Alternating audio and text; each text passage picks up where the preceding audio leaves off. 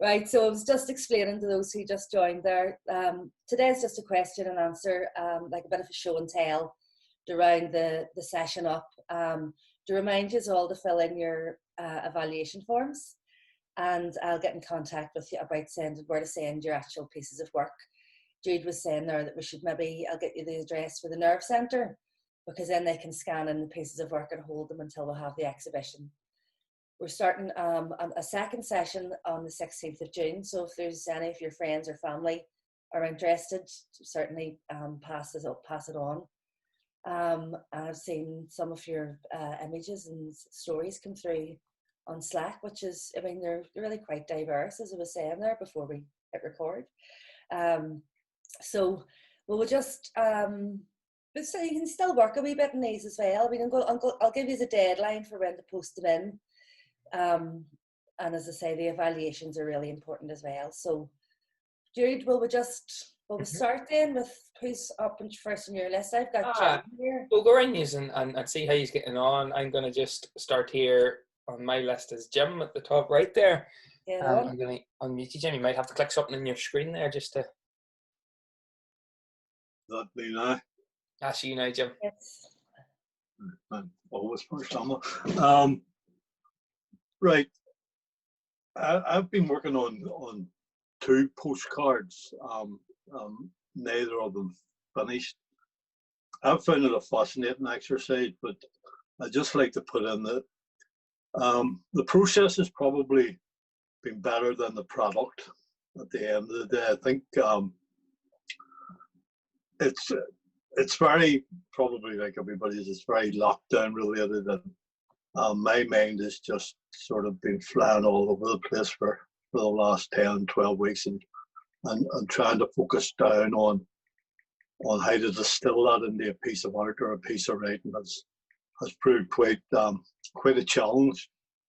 But the 2 I've been working on is basically, I have a lot of friends shielding or cocooning or hiding away, whatever you've got it. And I've been lucky that I've been able to get out and about. And I'm a walker, and I do a lot of walking and stuff. And but I've been thinking a bit about that whole experience. So I've done one around shielding, and the other one is this idea that we're all in it together. Now, I'm not going to go down the obvious route about going for an eye test or anything, but I have a friend who has been working with an aid agency for the last 25 years, all over the world. And when she was home just before lockdown, and when I talked to her about it, she was nearly, calm yourselves. Do you know what I mean? We've been dealing with this and worse for generations, and this anyway. So I've been working on those 2 things. Do you want to look at the bit of art, or? Yes, that would be great. Right. Can you see that? Or? Yeah. If everyone is struggling to see that, if you hover over the square that Jim's on, and the top right, 3 little dots, and just click pan video. Oh wow, that's really cool. Oh, class. That's a good. Right, It's made a really nice border with that, like the metal and the black. Look, this was a complete fluke. I was holding bits of paper in place in it because I had no Pritt stick with staples, and I thought, oh, that looks good. Don't be giving away your secrets, Jim. It's a happy accident. Yeah, and the idea of the shield down with the gentleman inside it, a bit of an accident there because I cut that the wrong way. But anyway, he was going to be sitting on the shield. Wow. I just wanted to get the idea. I don't know what it was. If I had been told to stay in the house for the next 10 or 12 weeks, I would have struggled with it. My family were all really worried about me, the fact that I could only go out and exercise once a day. But I flew through that because I kept thinking about friends that were going through a lot more. So the gentleman in there is just representative of somebody. I put a wee mirror on the back Oh, with wow. the idea that could be you. Okay, so it could be you. And do you like the drawing? I love it. Yes. Class. I Yeah. drew that. No, you didn't. No way.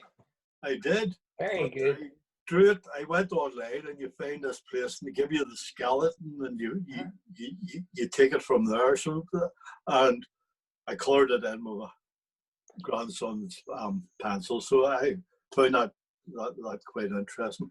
I wrote a story about the genesis of a story about this gentleman. Do you want me to read that out? Please, I think that would be great, Jim. No, I don't know. And this is the shitty first draft. Brilliant. We all Yeah, need that's we all right. need that. To say. Right. Okay. Jacob wondered what day it was. It's not a new thing for him. He really hasn't got used to this retirement lark yet. But since his shielding letter, it's happening more and more.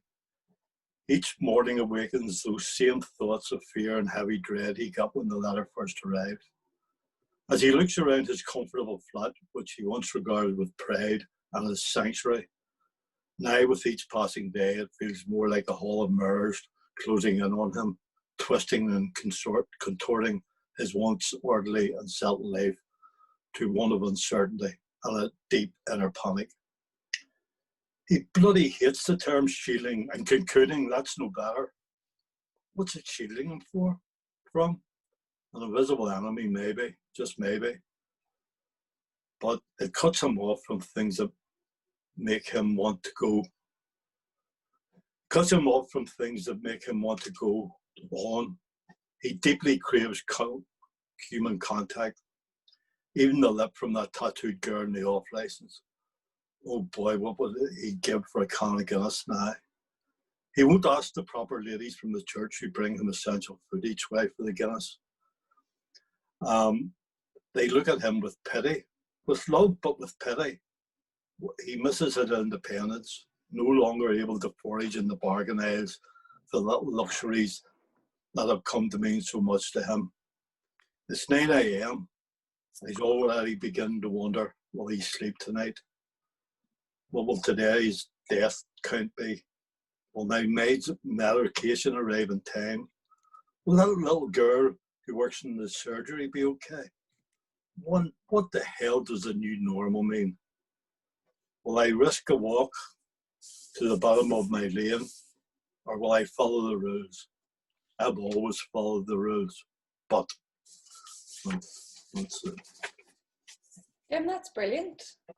Is that okay? That's Brilliant, really, yeah. really great. I love that line, with pity but with love. Yeah. I mean, and you know that those wee nuances about they're from the church, they wouldn't bring me a pint of Guinness or a tin of Guinness and stuff, and you know the bit of lip from the girl with the tattoos. No, that's really good. I'm loving that. One of the way you draw things in. My dad would have been a bit like that, very, very, very, very independent. Do you know them? And he would cut his nose off to spade his face. No, that it looks good. Or sorry, it sounded good. And I love the way you've taken the shape of the postcard and completely changed that. And it was just like, well, I don't care. I'm gonna, that was good. And by the way, you've made it really difficult for me to show that. Like, am I going to have to get something that's glass on both sides and suspended from the ceiling? And spin it. Because I love the way you've got the mirror, and I'm just like, for flip's sake, Well, I'm not running the Tate Modern here. It's a bit of a room in the library, but I'll get it. I will sort it out. Don't worry. Well, I had done it last night, and then I took the mirror off because I thought, no, you're getting a wee bit of an Andy Warhol here. But I must have put it back on because I wasn't going to do that. But I don't know why, because you said it's a bit too much. I love that you've done that and you've thought out of the box. And I think most of the images and stories that I've seen, I think everybody has more or less hit that in some shape or form. But what was really interesting, what you said, Jim, was the process. And I think everybody's had that experience. And I even remember when I was back at our college, somebody says, sometimes it's the process of doing this, of making something, of writing something, or is sometimes better than the end piece. And I suppose that's a different way of saying Jam was going on about her shitty first draft. It's the process, and I think we've had those few weeks of build up, to get there, and I think yous have done, a great job. The other thing as well, a lot of yous were probably maybe had a bit to do with writing, or had definitely an interest in the history, but maybe not so much the art. So this was an experiment in the process for us as well. Don't forget. So, but no, Jim, that's I'm chuffed, right? No pressure, folks. Not to just have to live up to anything here, but right. Thank you very much.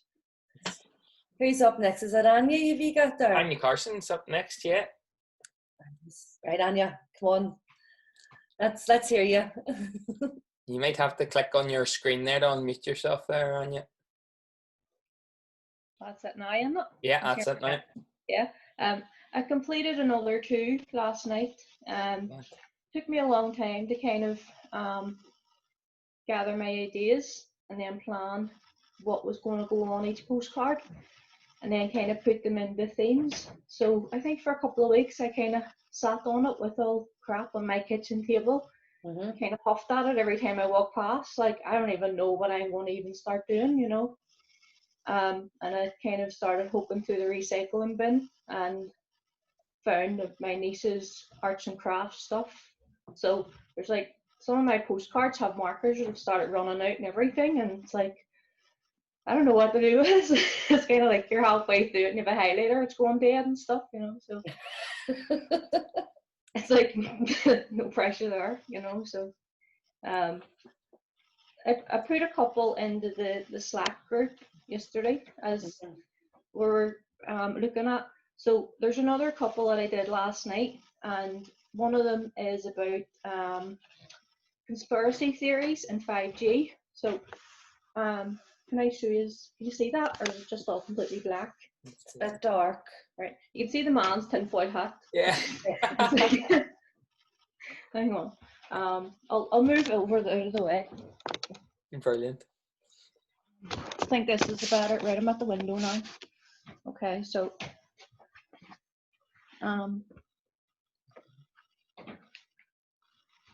right. So that's like a 5G mast that I've stolen that from the Sunday Times, and stuck it on. There for it to be still. Sunday Times magazines are brilliant. Yeah, it was a brilliant graphic, and I went, that's amazing. I'm keeping this. So I then, inside all of the hoops, there's all kind of different conspiracy theories people believe in over the years, and then there's this guy over here who is kind of like getting a signal of his wee hat. That's brilliant. It's just kind of a bit tongue-in-cheek. Yeah, it's fun though. It's off the time it's too. It's going to annoy some people who believe in that kind of thing, and I like to do that. So that'll go down well in years to come, looking back. Yeah. And then that one last night, I love really badly spelled graffiti. And this is about That's amazing. This is about a tweet I posted. It was at the start of the coronavirus, whenever people were still finding time to be sectarian. And it was kind of like, whenever it comes down to it, you don't go on a life support machine depending on your religion, so. That's amazing. I love that. Go and get out into Belfast and spray paint that in the wall somewhere. It's also because of like our dialect as well. It's unique, and it we find that we have an absolutely strange twang that whenever you see it written down, you kind of look at it and go, what is that? So I like whenever you have to kind of stare at graffiti for ages to work out what it's trying to say, and then whenever it's a message that you go like, oh, I get that, and then it makes you go away and laugh, and you go like, it's a way of communicating with people. And we have this long history of kind of putting our thoughts on walls. So I thought, why not put it on a fake wall on a postcard then? That's class. So, I could imagine your 5G one, like, plastered over walls, just like hundreds of them on top of it, spreading propaganda around Belfast. Yeah, it's just, cool. I just kind of like, it was, that one came from the rally that was held. It was kind of a rally. It was 5 people at it in Normal Park with their dogs, and all the mad stuff they were shouting. And I was like, God, he's real nuts. But it's kind of topical. Some people believe in it, and there's so many people who believe in that kind of stuff that don't actually publicly admit it because they'll be squandered. So I just thought it's worth noting in postcards. There she's talking about dialect as well there, Anya. So you say scundered in the countryside. Scundered It means angry or something, doesn't it? Scundered means you're embarrassed where you're at, but scundered means you're like you're fed up, you're like bored. Oh, okay. You're scundered lying about the house. You know what I mean? Like I'm scundered of lockdown. But Belfast is embarrassed class. No, it's such a random word too. Yeah. It is, isn't it? So there was this one here is about, I was walking home from work and I noticed people disposing of their rubber gloves everywhere. So I made this with nail polish because I had no kind of proper paints left. No way. That's all disposable gloves in trees. They're kind of like just dangling. I don't know if anybody's ever watched the episode of Friends whenever Phoebe makes a Gladys painting and it's like, and everybody laughs at it because it's big horrible hands that stick out of it. That's what I wanted to do with this, but the nail polish won't set up. It just soaked into the paper. I wanted to make it like 3D, to make it look like wee rubbery gloves hanging off the trees. And yeah, this is going to make me really sound bad because you're all too flipping, full of great ideas. This is making me like, here maybe one of you can take this class next time, I'm loving the ideas. I'm loving that you're just going for it. I really like the black humour that you got, and I think that came through in our last question and answer. And you were talking about, there's people in your area, when it's like lockdown hasn't happened and there's that, underlying sort of paramilitary gatekeeper type thing going on. Yeah. And I suppose that's maybe more of a city thing than a country thing. Yeah, definitely, yeah. You really notice the differences in people's kind of examples as to what kind of environments they live in. And that's why this is a nice cross section.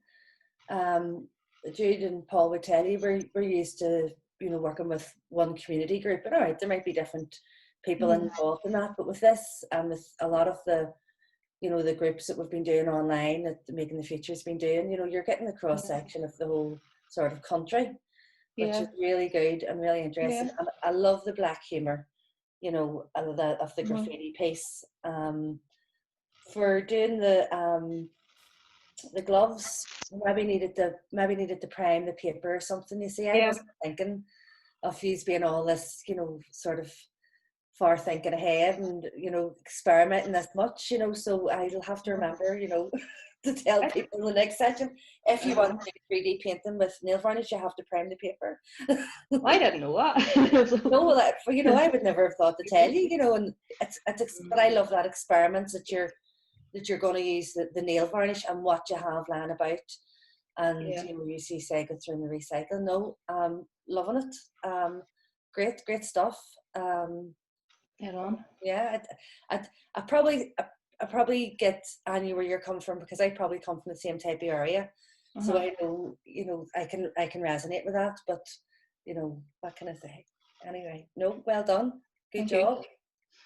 Right, Jude, who are we on? Is it Brona or is anybody else? Does anybody has to go early or anything, or has to? Anya? Yeah. Oh, hi. Do you need to go early or anything? Sorry, Brona, I cut you off. Sorry, Brona, because I'm sort of straddling this with work, but I'm kind of in an earlier stage than some of the others as well. So I'm not sure if I really, I don't know. Do you know, I was saying to Brona last night, I was like, will I join or will not? I feel at the minute, I don't know, anybody else watching the news over the last couple of days, I'm feeling like I can't even talk about anything nearly today. Like it's like, the whole world is flipping mad.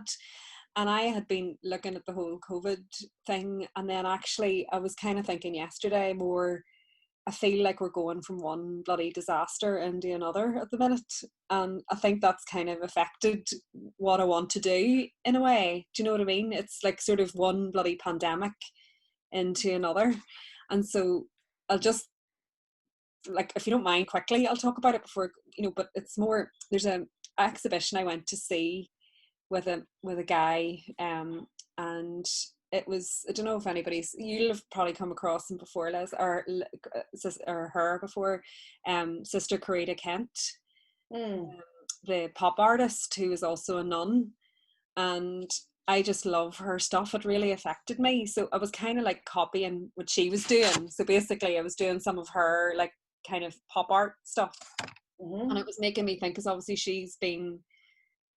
she did a lot of protest art and that kind of thing. So it's sort of, yesterday I was like, I'm going to scrap kind of what I'm doing, because that was what was more my thinking. In a way, it was much more like nothing seemed right about what I was writing about. It seemed too micro.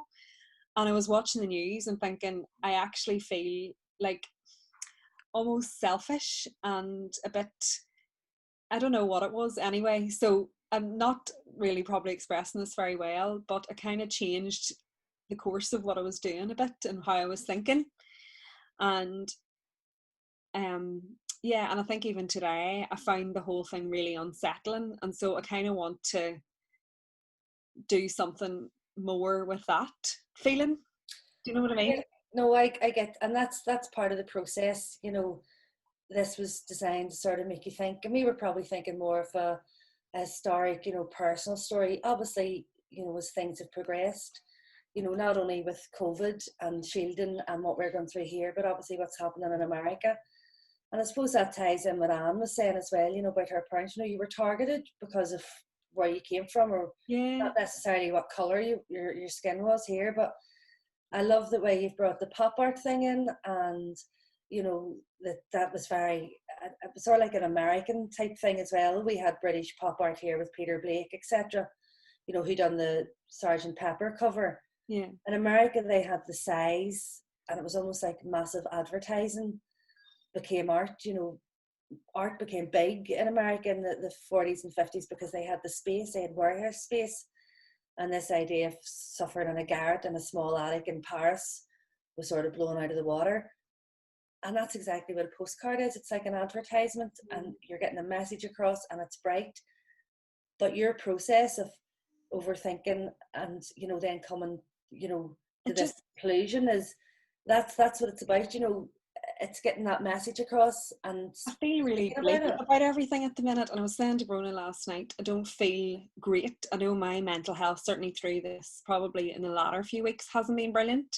And so even certain things, it just feels weak and kind of, I don't know, it's very hard to sort of nearly reflect that as well. Do you know what I mean? And I know what the point of this, and there's obviously an aim of this as well, but equally, it's almost like, I think you were saying, Jim, like channeling your thoughts. It's like your brain's zapping all over the place, and it's trying to, and at the minute, almost like last night I was thinking, Jesus, I nearly, like, looking at what's happening in America, I don't know, like, and sort of, I was reading quite a lot about the Irish, the American Irish police officers and all the rest of it. And I was thinking, Jesus Christ, like, how can they not, how is this happening? Like, how, so I don't know. Anyway, almost, they it's almost like how are we so, like, anyway, but so anyway, that's kind of like, I haven't got a finished product yet. I've got stories that I've written down that are kind of bits and pieces of words, and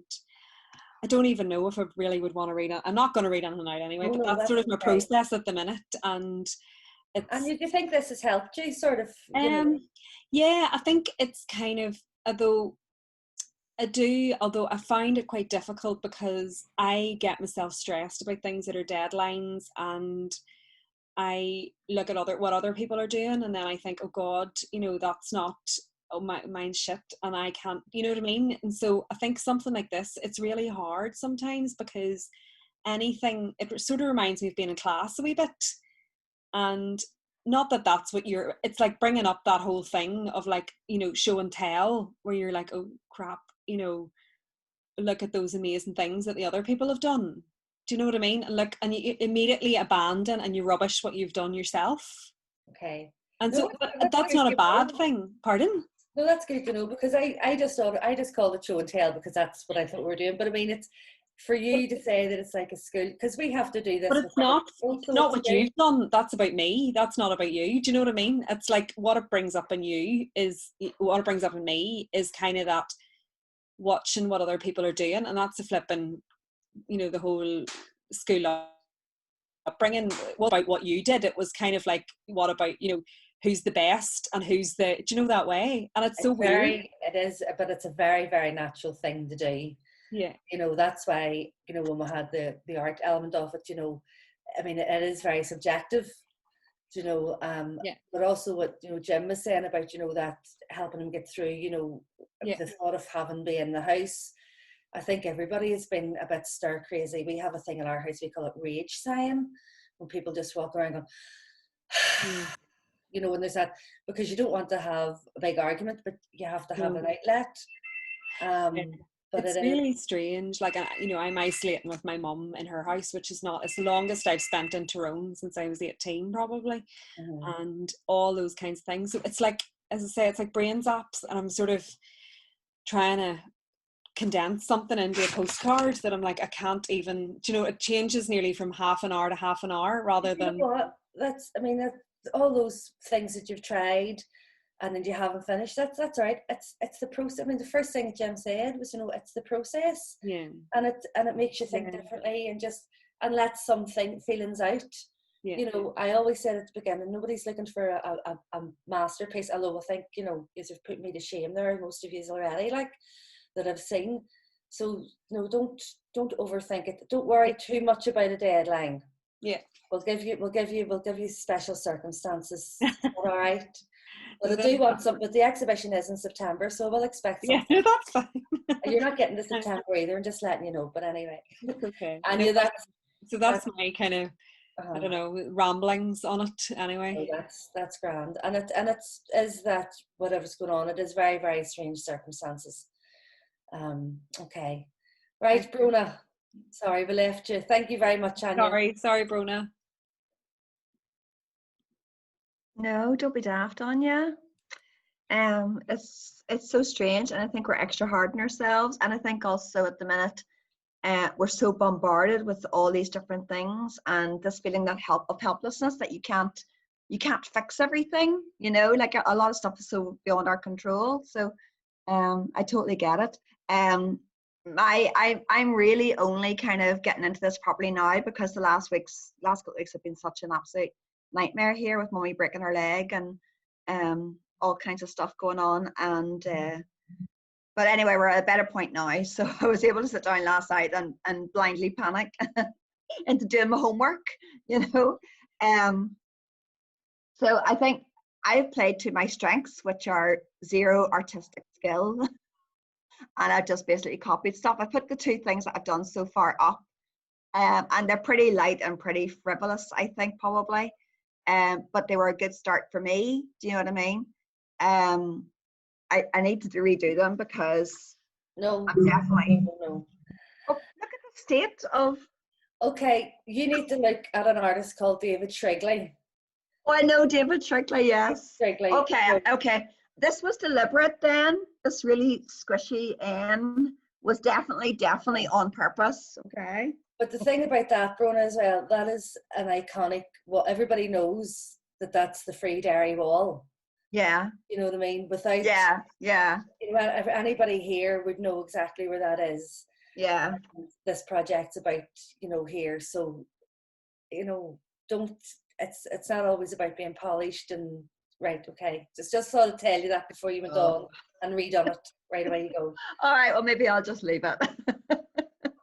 And my other one, I really just I love David Bowie, and a lot of people have kind of said recently, God, you know, I wish David Bowie was around, or, you know, what would he make of all of this? You know, you just kind of feel like this is very dramatic, but when he died, something really changed because he was such a great interpreter of the moment and capturing, you know, what was going on around him and saying it so succinctly. And I just think, you know, not that he was like a god or anything, but I just think someone like that, you really miss people like that are kind of, you know, can lead us a little bit or give us something to cling on to a little bit, you know, and music is really important to me. So I thought of him. And then I think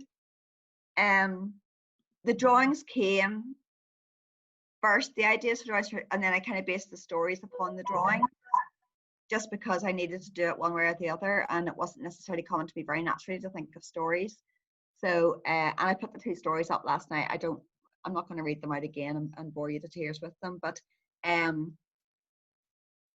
you know, like what would Ziggy do? It was really like this idea of like, you know, if you only had David Bowie like whispering in your ear, going, you know, it's all going to be okay, and you know, there'll be great creative things that come out of the back of this.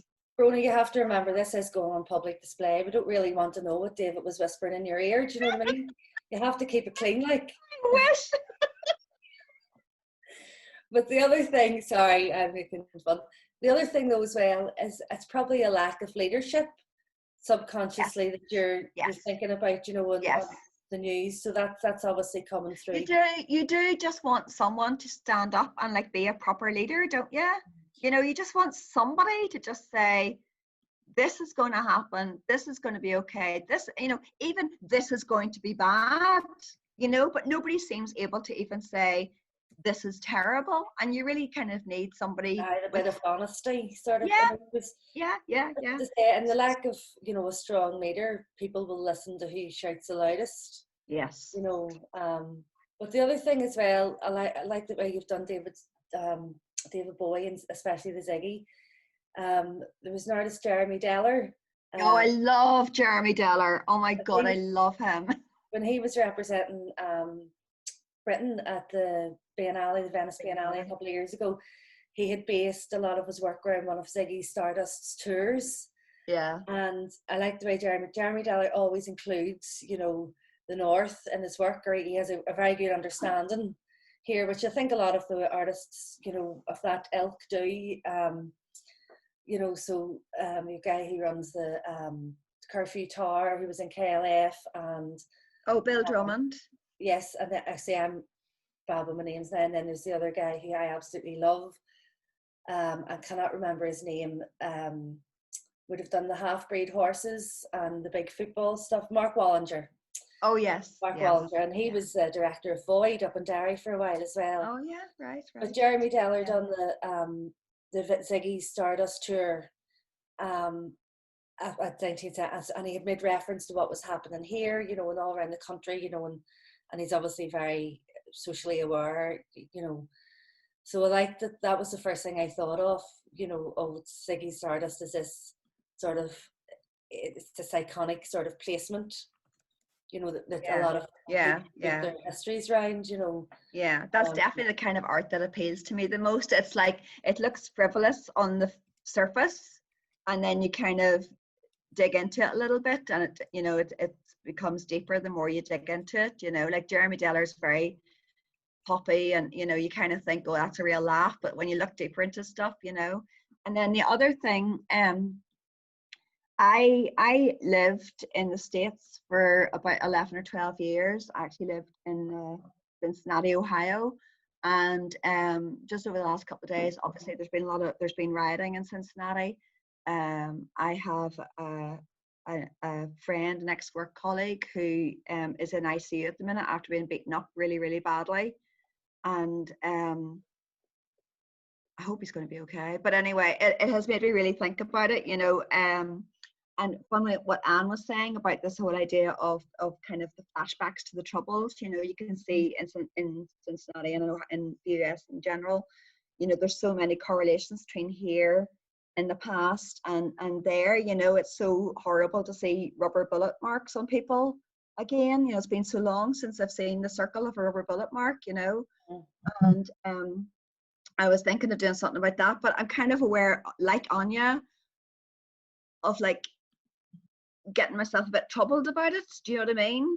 Like, I want to do something about it. I want to express it in some way, but I do know myself, you know, you need to be careful with yourself and not go into something that's going to, you know, cause you pain or trauma or something like that. But I do really, really want to do something like that. And I was thinking about the rubber bullet ring as somehow being something that I can incorporate into the next one that I do, you know. No, that's grand. I mean, the other thing, just to leave it on a slightly lighter note, again, you had that wee bit of black humour with your story about the glitter, About Yeah. getting everywhere.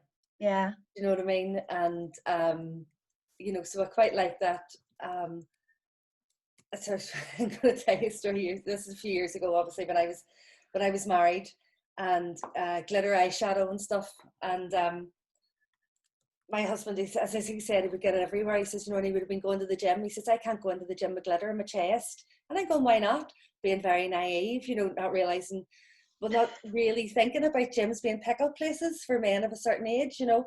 But anyway, but that made me laugh about the glitter getting everywhere, you know. Yeah. And, Yeah. I mean, and just, you know, I know probably glitter is really bad and very environmentally unfriendly, but hey, you know, I like a bit of glitter. So I do, but no, anyway. Yeah. Rona, Yeah. no, I like that.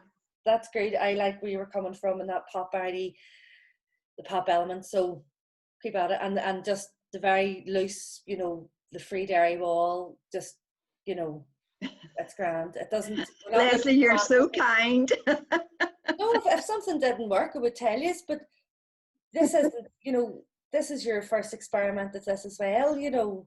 Yeah. If it were, you know, a proper class thing, like it might be a bit different, but no, I'm loving it. No, it's really good. Seriously, you're actually putting me to shame, all of you. Anyway, right, who's up next? Okay, thank you. No problem. Joe, is that yourself? Yeah. And see you next, Joe. You might Hang need to on. unmute yourself. Is there something on your screen to click? No. Won't work. Ah, we can't hear you, Joe. Do you want to type into the wee chat and tell us if there's anything we can do to get it working for you, or?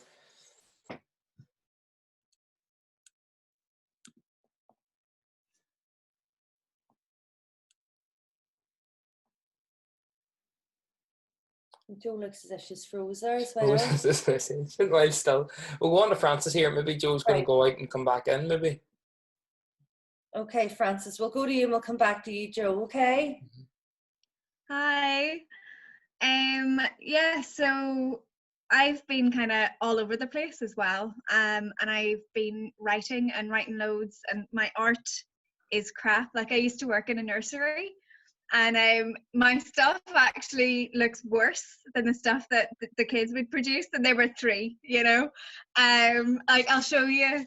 This is actually, right, it's quite ridiculous, but this was my rainbow. Isn't that lovely? Yeah, that was one where I tried to melt wax, and it just didn't really work. I was putting my screen up big there. Can you put that back up again? Just, you know. It's melted wax rainbow, but it just looks really, really greasy.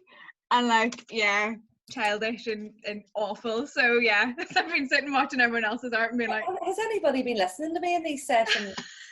what part of process and there's nothing right or wrong did you not understand, right? Yeah, well, yeah, I quite kind of embraced that, but then I've actually found, well, the whole process, but definitely the writing quite cathartic. Because whenever I started, I was thinking, oh yeah, I haven't done my flowers yet because Anita's tacky glue has just arrived like yesterday, so it's sitting out in the porch. We're not allowed to touch it for 3 days apparently, because I'm shielding. So yeah, so the flowers, I could read a couple of the personal ones if you want, but I don't know. Feel free to, you know. I'll tell you what, give us one of them anyway. Pick one of them and do a reading. Okay, well, flowers is short, and it's kind of similar because, like, I've got a couple where there's dark humor, and funny stories that say happened to my brother during lockdown. But this one is actually the personal one. If I could just get it up. Sorry. So it's called Flowers. It's one I've got, like a couple of flowers ones. So, oh, hold on, I'll wait with the stopped clock. So I've got this so far because I can't draw a clock. So I'll figure out what things will go with it. So, for a week, we would like stop a clock. So this is the stop clock. So it is true that I tell the right time twice a day, but I also mark something much more important. Of course, I do miss the passing of seconds and minutes, the tick and tock of my mechanisms. This is especially made apparent to me as I listen to the hallway clock's irregular rhythm and erratic, often frantic bonging. That hallway clock has been in this house and family a lot less time than I have been. It's the new kid on the scene, bought at auction a few years ago. However, it has far more age and must have spent its time in another home, perhaps even tasked with the dignity and respect of the job that I have now. My silence is dignified and symbolic. I am now a connection to the person who I'm now heart of the house, the person who made the bricks and mortar home. Trying to find the rest of that one. Okay. Okay, don't worry about it. I mean, it's. Oh yeah. So the end of it is I wonder if I will end up in an auction and off to another home where my faculties will leave me, and I too will strike without reason and wish the hours away. So that's the stop clock. Well, that was nice the way the clock, obviously, it's a very, very important metaphor and symbol, and, you know, in literature and art right across, it's because it is that marking of time thing. And that's all we seem to be doing at the minute, especially with COVID and, you know, the lockdown. You're watching, nobody knows what day it is, never mind what time it is, you know what I mean? So, I mean, that was going to, I suppose, things like this, you know, and, you know, it gives I always remember, oh, it's Tuesday, I have a session today, you know what I mean? Or, you know, like I have a Monday night quiz, it's like, oh, it's Monday, we're doing the quiz, you know. So there's that nice metaphor of marking time, and your interpretation of it, you know, and then the family connection and the history. And it was interesting you said about, you know, whether I will end up in an auction, you know, because you've got that wee sense of becoming old, because obviously clock fashions change and things go in and out of fashion as well. So you're hitting quite a lot of the metaphors and a lot of the symbolisms there. So I'm enjoying that. Don't worry about the art part of it. I think Teresa was looking to go there next. So Teresa, if you're looking away, I can unmute you now if that suits you. Just, I noticed you were kind of looking who to go to next, and I was just saying, I can if you want me to, but it's no panic. Well, you're unmuted now, you may as well. We'll not send you now.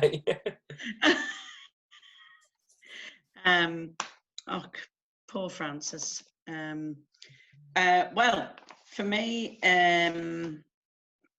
it's been difficult because I would not write easily. I'd write easily for work because I do research in local history. So I don't write creatively, if that makes sense. I kind of do. I try to make it interesting. But, and I'd explained before that I was drawn to the course because of the history element of the postcards and the murals. And instead of that, I've been grabbed by it all. But I've put up the postcards on Slack that I have done. I've still got my Bog Bodies hand, the one that was so well preserved that they could fingerprint it, wondering what to do with it on the front of a postcard. Couldn't find the box of paints yesterday evening. And I've written 3 pieces. I was trying to look up what other stories of Jan's, but you can only order the book online and it's imagery on the Instagram. So I had the book ordered, but it just hasn't appeared yet. Just to get an idea, it seemed to have really good reviews as well. And I was looking forward to reading more short, concise little stories. So I just started off, but my problem is all my stories keep starting off with something that I do know, as opposed to an idea.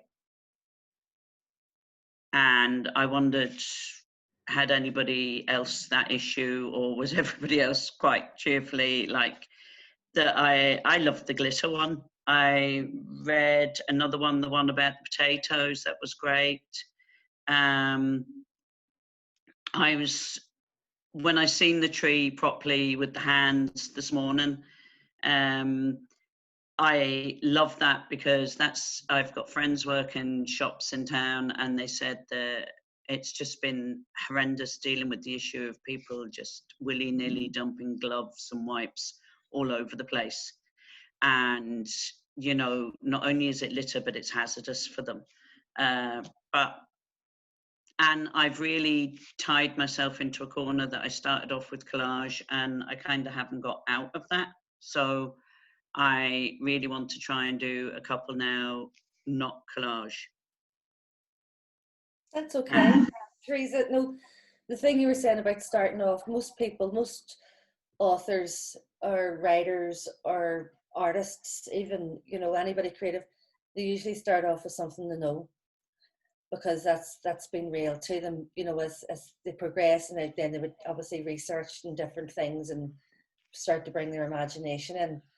But certainly, I mean, any of the videos, well, the majority of videos that I've done, they've either been someone else's voice or their story, or they've been based on an actual true story. So don't worry, I was saying to Jude earlier on, when Jan came in to do the creative writing piece, that was, I mean, I loved it, and I think you all really, really enjoyed the session. But we sort of and this was my fault, we maybe got a wee bit lost in the sense that you didn't have to write a story. You know, it could be your own story as well. It could be your own, which I think we've sort of had a bit of a nice balance on that as well. And the collage, I mean, the collage is easy to start with and can be very effective. So, I mean, at least that's give you a stepping stone to try something else. Who was it I was speaking to last night? Did I hear about the bigot story? Right, Frances, that's okay. Just remember that one. I'll come back to you. Frances wrote the story and she sent it to me privately. And when you read it at first, it's like this person having a rant about homosexuality and, you know, the change in the law here. And then there's a final nice wee twist in the line at the bottom of it, you know, it's like as the Sermon on the Mount, you know, it says, you know, blessed are the bigots. So there's that wee twist. You know, so obviously I was saying to you about writing it in the third person or something. But writing about something you know is perfectly fine, Teresa. I mean, don't think you have to bring up this new fantastical idea. I mean, what was it? Somebody said there was only 12 stories in the world, really. Was it Shakespeare or something? You know, and they're just always twisted. You know, it's how you pad them out. So, but what were you thinking of doing instead of collage then? The eldest girl has a box of like different art stuff, so I think there's paints and I don't know, craft things in it and that, and just see about doing something a bit more freehand, but it's something that I really am not comfortable doing, so I'm not sure. But again, it's that, I mean, it always comes back to this thing, you know, it's a process. It's sitting down and, you know, and I have to admit, everybody so far, I mean, and I think right across the whole session, you know, you've really embraced this and you know, made the effort, you know, which it's just, I mean, it's just great, because it also maybe is that taking your mind off what's going on, but also doing it in a constructive way, that you're dealing maybe with some of the issues in all different ways. You know, I'm not saying everybody has been affected in a mental way, you know, in a mental well-being way with this, but it is very unnatural for everyone. So don't worry about, you know, that process. I mean, I think it was like those things that came out a few years ago, you know, those drawing, you know, this mindfulness drawing things, you know, where it's a lot about people knit, or, you know, that they have hobbies. It's that taking them out of their everyday sort of life. So work away, and, you know, if there's some of the paints there that you want to incorporate with the collage, which you're maybe a bit more comfortable with, you know, don't just experiment. I mean, that's, you know, the fact that you're even thinking about that's really good. So Yeah, and I love the mirror effect as well in gyms.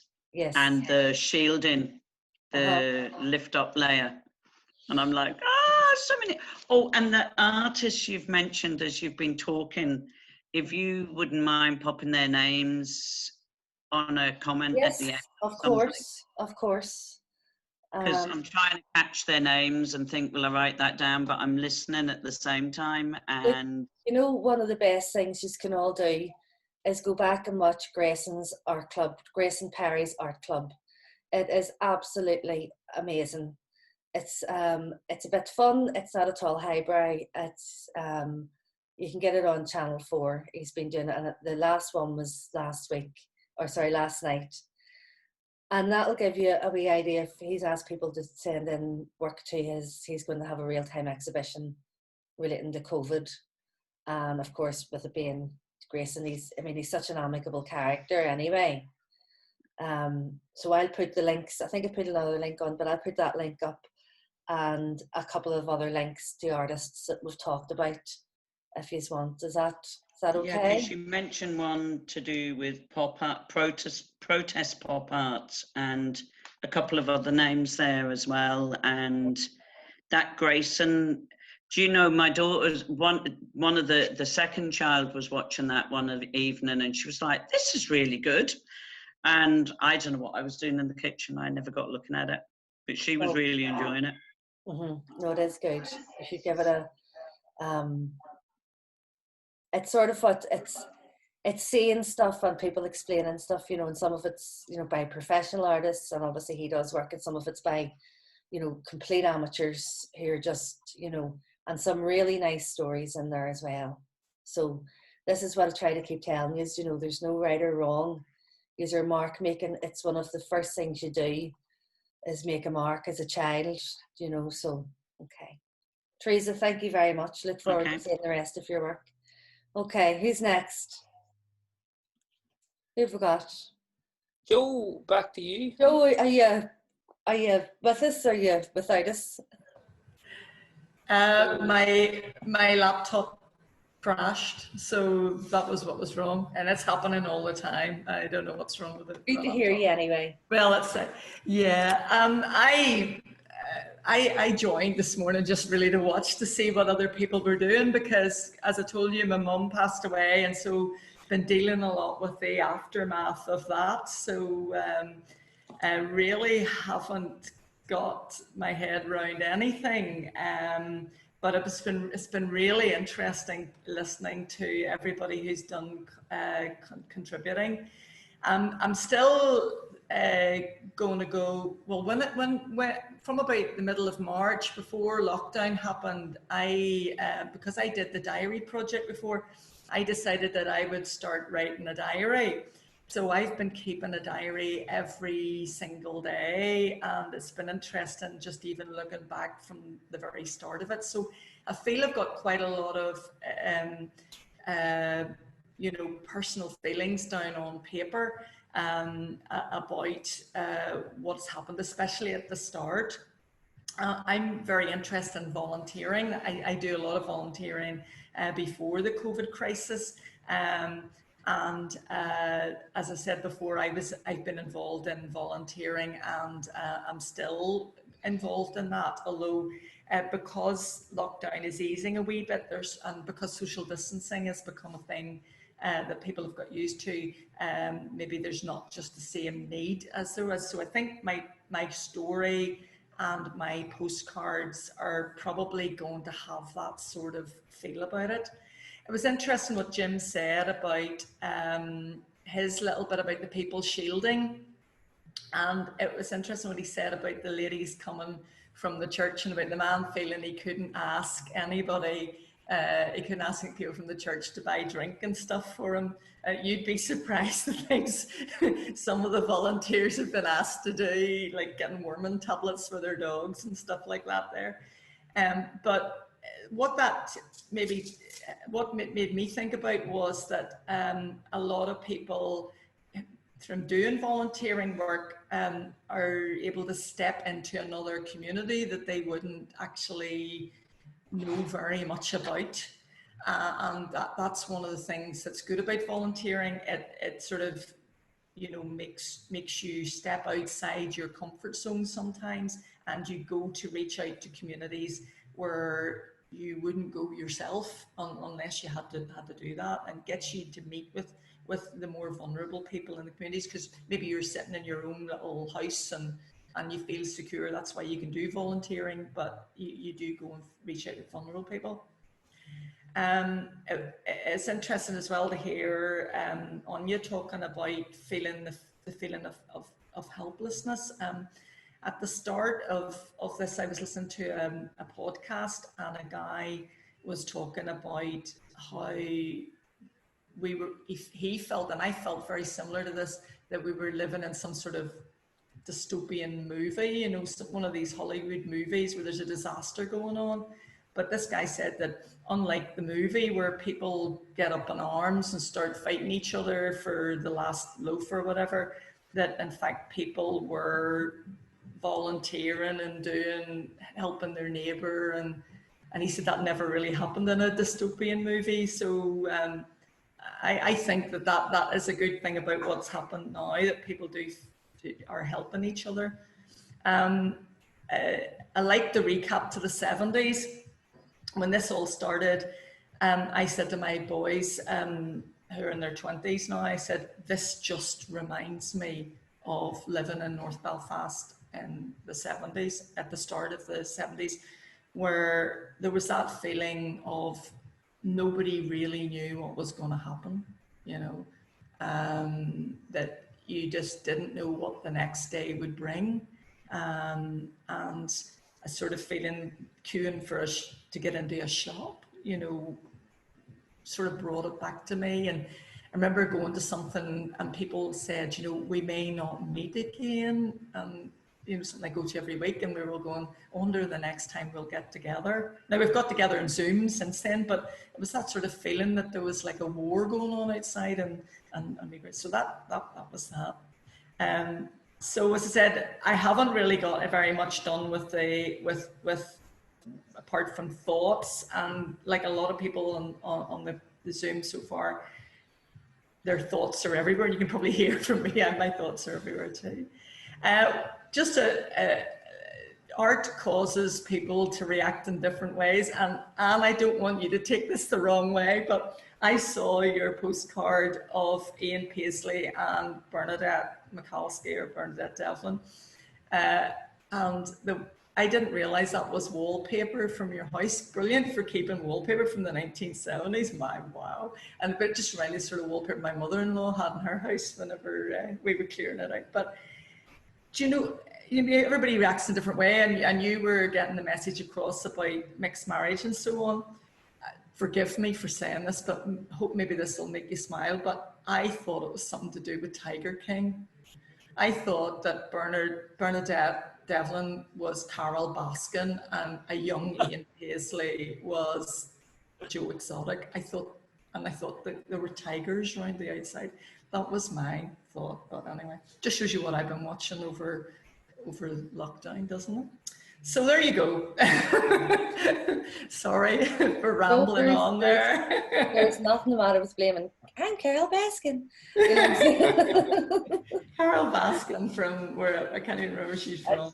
Tiger King stuff. The Tiger King, sorry. I watched it too. I think that was everybody's go-to Netflix documentary in the first fortnight. Absolutely. And let's face it, at the end, I think, yeah, it's you can't really describe Tiger King. If anybody hasn't seen it, yeah, just read the edited highlights. You don't really need to watch it all. But anyway, no, some nice metaphors there as well. Yeah. Joe, with when we will see each other again, you have that whole sort of, you know, it sort of ties in slightly with that VE Day thing. Yeah. You know, we'll meet again, which has been happening, which people are made a bigger thing of. Or I was certainly more aware of it, probably because people were in the house or they done their community parties and stuff. The North Belfast reference, you know, that sort of uncertainty and weirdness a sort of atmosphere in the air you get sometimes, especially I think towards at the beginning when this happened. And now there's this air of, oh, things are going to get okay again.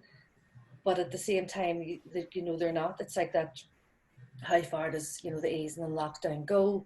There's still that air of uneasiness, which, you know, obviously affects, you know, people's, you know, well-being and their routine. When we are creatures of habit, you know, we do all like a routine to a certain extent. It's what, you know, our routine, even if like sleeping and getting up and eating and, you know, and that has been shattered for the majority of people.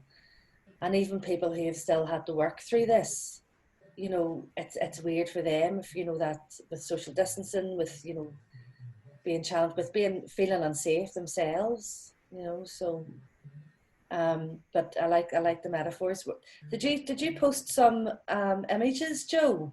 No, I didn't. No, I haven't done anything, but I wanted to join in because I just wanted to hear what everybody else had to say, because it's been so interesting to hear everybody's different outlooks, because we're all living in a different place. We've all got a slightly different view about everything, and you know, even the political thing, you know, and the murals last week, it's made me look more at murals and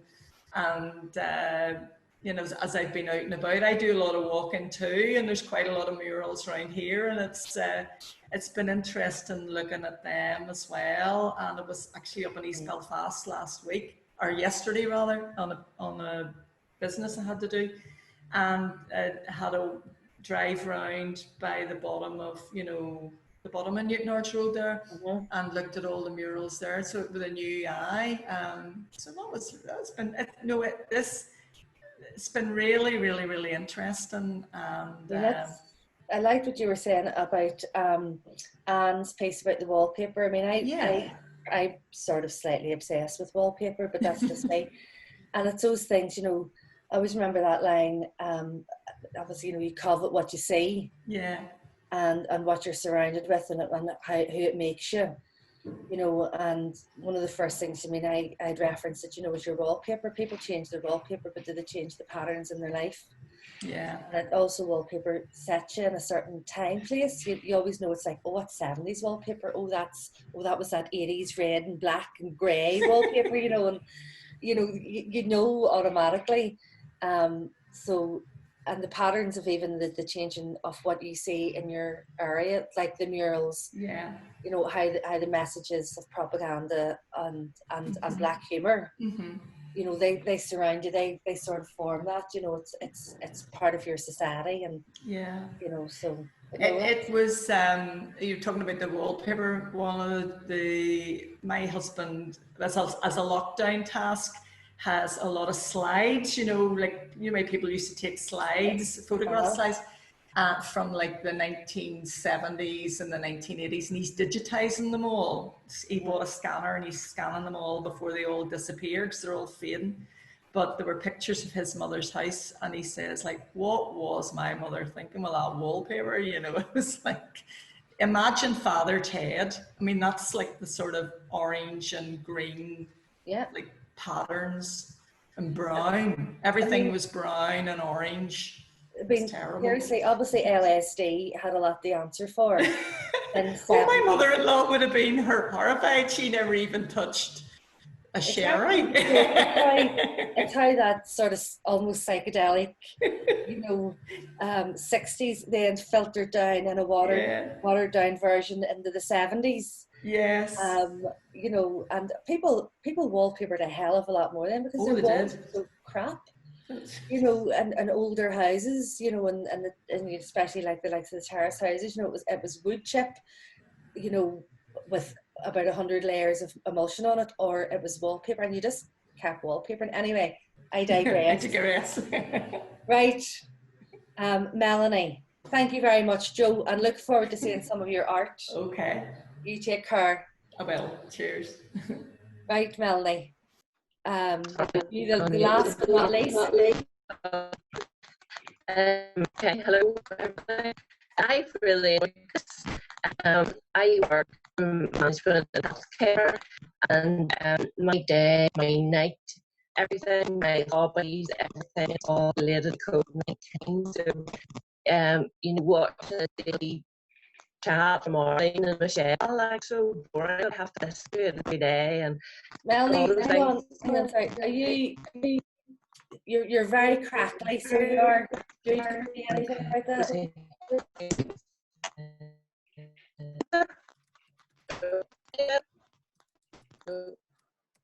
Can you try pause your, it sounds like the internet's maybe slowing out on you, Melanie. Could you try stop your video and then we can maybe hear you, but we'll not be able to see you, just to see if that makes any difference. Yeah, and then talk away now. That away, yeah. Can you hear that any better? A wee bit better now, yeah. That is, sorry. We're it's not that we don't want to see you. That's okay. I think that's probably best. That's perfect. But well, it doesn't matter anyway. You don't need this with me anymore. Except I do have a postcard which I put up, but my mother-in-law painted. But can you hear me okay? Yeah, we can hear you. Sure. I'll tell you what, Melanie, when you want to show us the postcard, stick your video back on and we can have a wee look at it. Okay. But definitely post it on the Slack as well, because I was just wondering if you'd done that. But okay, work away. Okay, so this has been really good because I'm not artistic in a normal kind of paints and crayons and that sort of thing. And at the very start, I'm just sitting in my office desk here and I've noted that I found a post-it that you said the very first time was ephemera. And I was thinking, what is that? And I've written down beside it, disposable items kept that usually you throw away. So, you know, this just captured my imagination, which I was very grateful for, because it's given me something else to think about. But then, because all I'm thinking about is COVID, it does kind of just dictate what has come out in my thinking. So that's the postcard that I put up. And I sent it to my eldest son and asked him if he could reflect on it, because you'd said you had to post the postcard. Mm-hmm. So he sent back this email, and I'll read it out because I'm quite proud of him for what he's written. Now, whether it's right or wrong about the postcard, but this is a proud mummy moment here. The image and the story alongside it show how the world has contracted so suddenly and completely. These are photos from the edge of the world because we don't know what the new world will look like. And living through history as we are, there's no precedent or blueprint for what comes next. The smallest and what seemed most insignificant of things become magnified in relevance as pleasures have to come from unusual avenues. The parent bird attending its nest is a story we'd never have taken time to watch unfold before, but in this new world it takes on a new significance after a changed pace.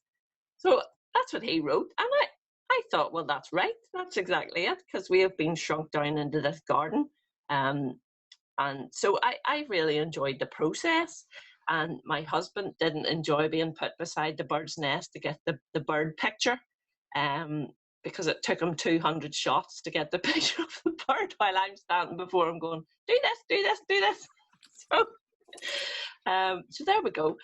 My mother-in-law, I shared a postcard with her, a blank postcard. She is an artist. Can you still hear me when I put that on?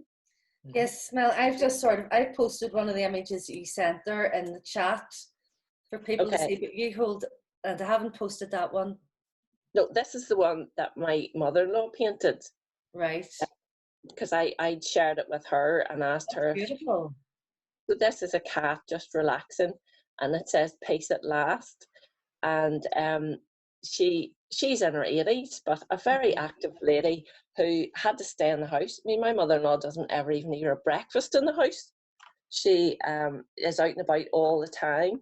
So it was lovely from a reassurance point of view as a family that she painted that, because she feels okay, and she has been enjoying the good weather and being able to sit outside and paint and so on. So that's what she shared, and she said the peace at last was to do with at the start we were all panicked about this, but then you kind of get used to it, and she knows she's going to be okay.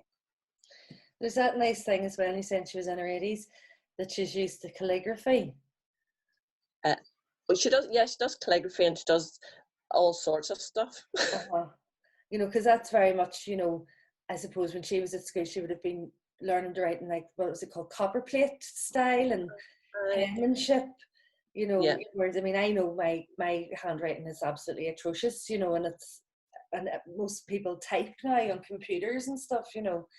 So that was, I quite like that, because it sort of it made me think of that it was someone older who had done that. Does that make sense? Yeah. And but to paint such on a small piece as well, so delicately, you know, for as an older woman, you know, that's enjoyed that. The other thing as well, I should probably put out here. Do you know what would be really, really good? And I haven't told you this before. If you give me a wee piece of, am I feedback in there, Jude? Am I okay? A lot of feedback. Melanie, do you want to go back on to just without the video there? Hang on. What's that like now? Does that make a difference? Grand, yeah, grand. What would be really good if you could send like a few lines about yourself in the third person, so that when we do the exhibition, we can say who you are. Do you know what I mean? Or if it's like if your mother, you know, just a few lines about, you know, Melanie's mother, 80 years old, you know, artist or whatever, just, or, you know, your work or your age. And I think that would give a lot of the pieces that you write and your images a sense of resonance. Also, if I do decide, or if I would do some type of publication, which we've been talking about, it would be nice to have that, you know, to have like a wee bit of a pen program or a pen profile about yourselves. But I mean, literally a few lines. I'm not asking you to write an essay about yourself. Does that sound okay? Thumbs up, yes. Just to give it a bit of a sense of place. Sorry, Melanie, I cut across you there. She's muted again. So you're going to have to unmute yourself there, Melanie. No, I have nothing else to say. We'll definitely post those images, and if you can all get photographs and that of your images and your stories, if you put them on a Word doc. I mean, if you have a handwritten image of it as well, that would be good. Jude, you reckon the best place to send all these, and we'll put this on Slack as well, is the Nerve Centre then, yeah? Probably the Nerve Centre, or one of us who are based in the Nerve Centre, even just, you know, like me or Niall's house, and we can pick them up to the Nerve Centre. But I'll have a wee chat with Niall. Might be better just to one of our houses, and we can take them to the Nerve Centre, just in case there's not a lot of... I'm literally across the road from the Nerve Centre, so as well it can be sent to me. Okay, because I think maybe getting them properly scanned and stuff would be good. Listen, folks, that was... I mean, I've enjoyed this. I mean, I thought it was really good.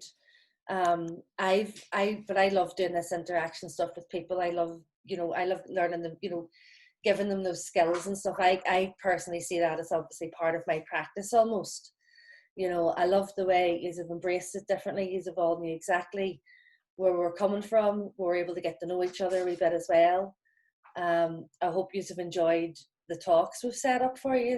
And I mean, although this is our final session, you know, official Zoom session, we'll probably still keep the Slack on for a while, because obviously I'm going to have to chase up and torture you all for certain things, and you know all the official horrible bits, you know, that actually fund these things, you know, we'll have to make sure are done as well. So listen, anybody else, any last questions, or are you all good? Questions in the chat there, so there is, and Jim's got his hand up as well. Sorry, I haven't been opening that. No, that's grand. So Teresa was looking to know, is it first names in the pen bio? You know, for each wee person, is it first names or full names? I think full names. I think you need to say, if it was me, it's like, you know, Leslie Cherry works for the Lindenhall Library, is an artist based in Belfast or something like that. You know, that's the type of thing we want. I think if you're retired, what your profession maybe was, or what your hobbies were, you know, just, I think that gives it a wee bit of a resonance, just a wee bit of a sense of place. And actually where you've come from as well would be important, because yous are spread out across the country, so which is good, because a lot of projects are always either, you know, in one community. So let's Yeah. Okay, the physical postcards for for Anne. The physical postcards, yes, we would like them. And I think it's probably if you maybe put your name on them as well, or we'll sort that out, you know, and hopefully we'll get them back, unless we might keep them for part of the Lindenhall collection or part of the Make in the Future, you know. So or keep them for a while anyway, because there'll be obviously future exhibitions. But if you really don't want to give us the physical postcards, that's fair enough, but it would be better for the exhibitions and for future stuff. Is that okay? What's the deadline? Right, how long's a piece of string? The next session ends on the 30th of June. I would like your stuff in before then, to be honest with you, if you could. So I'll say mid-June or something. I'm just going to look up my diary here and give you a date. Just to keep, because if I keep going on, you know, it is better to have something to work towards. Let's say Monday the 22nd of June for everybody's work to be in. I'll post this as well. 22nd of June, okay. Right, who else have got? When you say stuff, you mean postcards actually received. Sorry, what was that? When you say stuff, oh yes, sorry. Yes, I mean, your stories and your postcards, yes, by the Monday the 22nd, that would be good. If we could have them actually physically, that would be the last deadline, up with Jude or Paul, and we'll give you the address of that. But ideally before, because these boys are busy.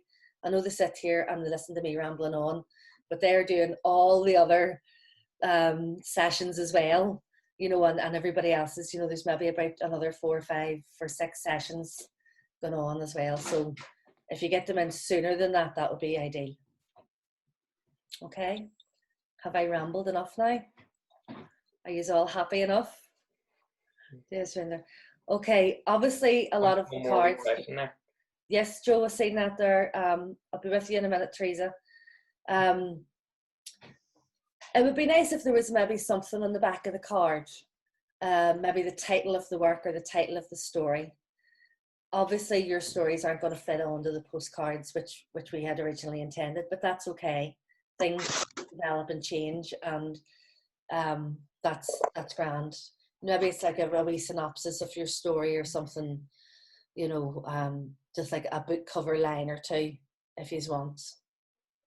Okay. Okay, Anya, thank you very much for those kind words. Teresa, did you want to say something, or did you have a question? You said that there's another course starting, and my eldest girl has been totally intrigued by how into this course I've been, so she was keen to do it. Will it be the same people, and will it be the same presentations? Yes, it will be, more or less. That sold it. Slightly, that's all right. Slightly more condensed. I think we're doing I think it's 2 sessions a week, the Tuesdays and Thursdays. But again, everything will be recorded if she can't make any of those sessions, and that should be going live sometime this week. I'll send you all the link to it as well, or it'll be on the Make in the Future website and Facebook and Twitter, etc. So, okay. That's it, Jim. Do you want the cards that people have completed? Yes, Jim, that would be good, because I don't think that was an element that was. Jim had just asked. He had sent some cards to his friends and family who had completed. No, Jim, that would be good. It wasn't a massive part that people picked up on, but you did. So if they don't mind, that would be great to have those as well. Okay.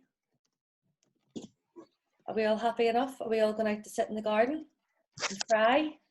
I know I'm not. I can't do sun. I do fake tan. Okay, folks. Well, listen. Thank you. Sorry, Teresa. If the Nerve Centre can print them, and text to go on the back of mine. If you can get the text in the back of yours, Teresa, go for it. And don't worry about squashing it in. I mean, as I said, some of those artists that I was talking about, We'll not, I just seen there, Melanie's asked the address of the nerve centre. We'll confirm what address to send it to yet. Don't be just sending it to the nerve centre. It might just be handier going to one of us and us taking it. But we'll let you know in the Slack and email it out to you as well. No, don't worry about the printing off them, Teresa. The nerve centre will print them, but we want to have the originals for the exhibition would be good as well. But we're going to scan them so as we can use them in publicity and for the online. Don't forget we're doing this as an online exhibition as well. Okay. All right. Okay, folks, listen, once again, thank you very much. I've enjoyed getting to know you all. It's been a learning curve for me as much as it has for you.